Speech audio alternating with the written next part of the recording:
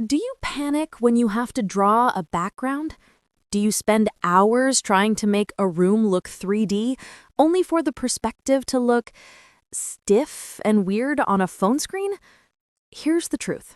Top Chinese manhwa artists are not drawing every single building by hand, and they definitely aren't using complex perspective grids for every single panel. They are using a technique I call cinematic scrolling. Today, I'm going to break down the perspective secrets behind this popular romance manhwa style so you can draw faster and make your comic look expensive. Secret 1. The anchor and the void. The first rule of manhwa perspective is you only need one anchor. Look at this classroom scene. This is a classic one-point perspective shot. It tells the reader exactly where we are. But look at the very next panels. Where did the classroom go?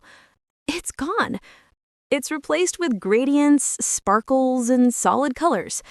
This is called the void. In vertical scrolling, detailed perspective in every panel is actually bad.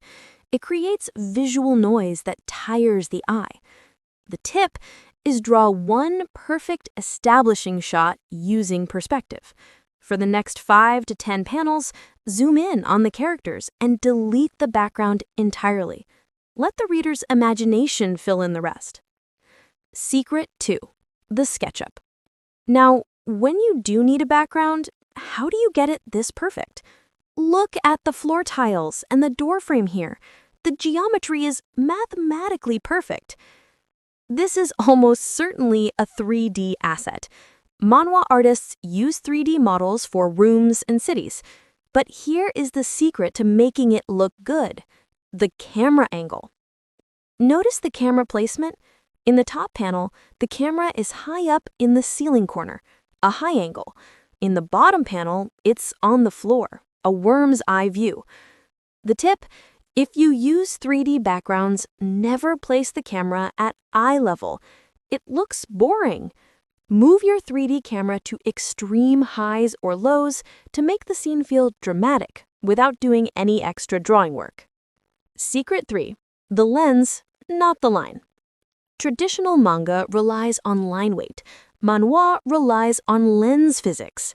Look at this shot of the boy in the hoodie. The city behind him isn't drawn with perspective lines, it's drawn with blobs of light. This is called bokeh, or depth of field. The artist blurred the background lights to push them back. And look at this window shot. The background is almost pure white. This is atmospheric perspective. The tip: stop trying to draw the building behind your character. Instead, paint the colors of the building and use a Gaussian blur filter. It saves time and looks more romance style. Finally, let's talk about the scroll itself. Perspective in manhwa isn't static, it moves. Look at this convenience store sequence. At the top, we're looking down. As we scroll, we see feet. Then, we see the girl sitting. So, to recap, use one establishing shot, then use the void. Use extreme angles with 3D assets to save time. Use blur and bloom instead of drawing background lines. Make sure your perspective flows down the screen. Perspective isn't just math, it's storytelling. If you want to learn more about the specific brushes used for that manhwa bloom effect, let me know in the comments.